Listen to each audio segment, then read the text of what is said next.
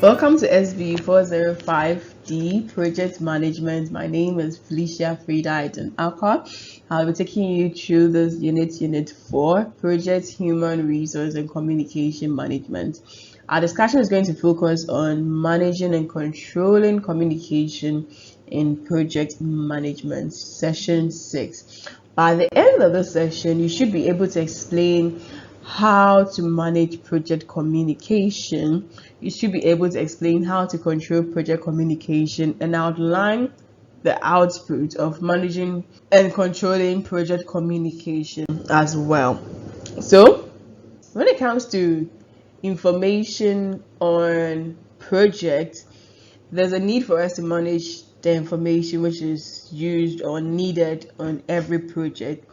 And we're saying that this could be done either hard copy document management, where we need to organize all our letters, memos, reports, press releases, and co. They should all be carefully monitored. And so there's that part of the hard copy management, the physical ones we can touch.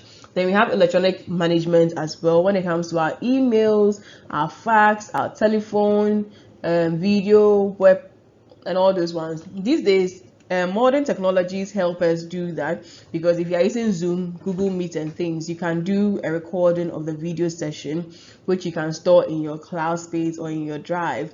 If you're using emails, obviously you can also save it in there as well. So there's a need for us to be able to get the right information and through the right means, and be able to still be able to store and then work with this. And we also have the electronic project management tools. There are some tools like web interfaces to schedule and also to help you with project management softwares, meetings, virtual office support software, portals, and collaborative work management tools. A lot of electronic management tools are currently available, which you can use on your project for scheduling and all those other issues. And these are very important for every project you work on. So in performance reporting, there is a need for us to look at how to even analyze past performance. So we need to be able to do appraisal for what we've done by far. And for us to be able to do that, we also need to be able to analyze our forecast. So we projected we're going to do that within this particular time and at this cost. Then we need to look out for the current risk and then issues which are also coming up, the work which has been completed during the period, the work which is to be completed in the next period, summary of changes that has happened within the period, and any other relevant information which would have to be done would all have to be reported. And so whether you're going to report using with monthly reports, weekly reports, daily reports, or whether you're going to do biannual reports, at the end of the day, whatever is happening in the project, it has to be well documented. Documents really count when you are doing project management.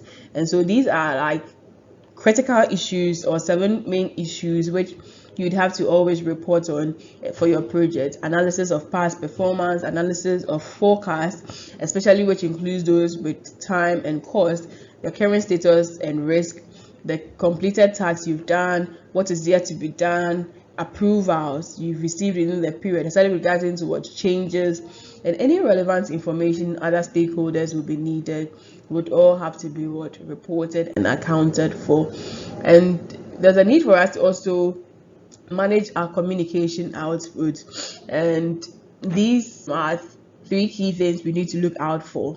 So there's a need for us to look out for our project communication.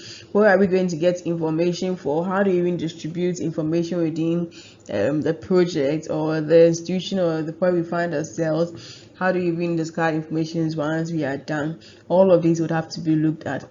Project management plan update. A lot of changes and things are going to be happening, and we should be able to report on them, the various baselines we have and how we're working. All of this would have to go in there as well. Then the organizational process assets updates too would have to go in there. You may have to notify your stakeholders of what is happening through your reports and all those ones. This is very important. Like I made mention, whether you're going to be doing biannual, weekly, monthly reports, it is very important, and your reports should inform on those issues we talked about earlier. And you can even do project presentations just to make sure that your stakeholders are well informed about the changes or things happening within what your organization. So controlling in the communication plan is actually very, very important, and controlling is actually a tool which helps you gather data, the management and analytical processes, which is used to predict, understand, and constructively influence time and cost outcomes of a project or a program through the communication of information in formats that affects or influences effective management and decision making.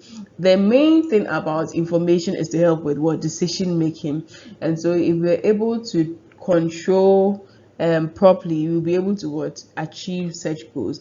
So the project control process is actually the system in place to identify project variations from the approved plan and identify and implement corrective actions in accordance with what stakeholder preferences.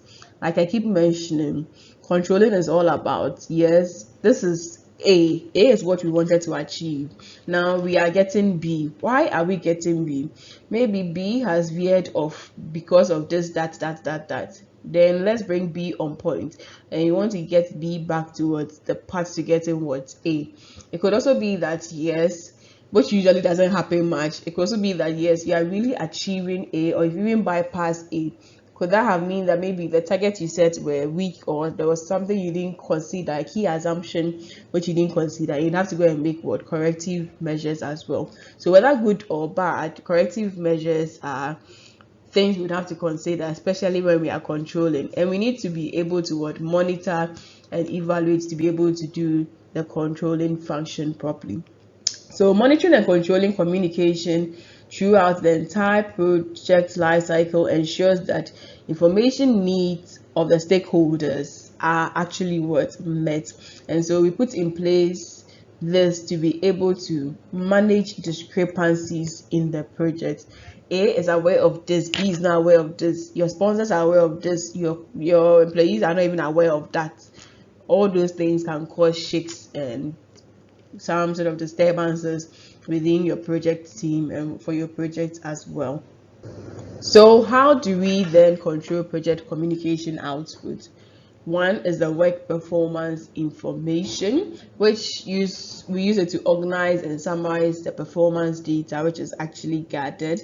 And this performance data typically provides status and progress on the project at the level of what detail required by the various stakeholders. So this is very key in there. Then we have the project management plan update, which is also a control tool which is used to so the control communication process, make sure you get an update to the communication management plan as well as other components of the project management. So example from the book was that stakeholders and human resource management plans are typical things that tend to change from time to time. And we also have project documents updates, like we keep mentioning. These will change with respect to what is happening on the ground in them.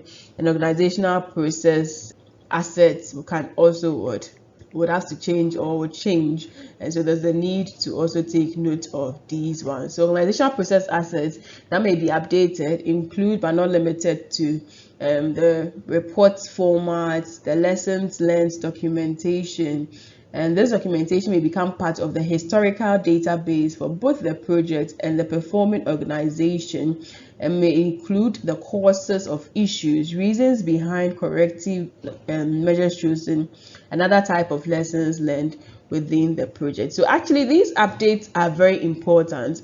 It's not just for the project now, but even for the project going forward, and just in case they want to apply or do that project in other places, they are able to also learn from it as well. So it is very, very important to consider these four tools when we're looking at communication output. We need to do the work performance information. We need to work on the project management plan updates, the project documents themselves, updating them, and then the organizational process update, especially when it comes to the lessons learned and all these issues, which would also become very critical for the project going forward. So in this session, we have discussed some approaches to managing and controlling project communication. We've also learned about four outputs which would be achieved when you manage and control your project communication. Thank you.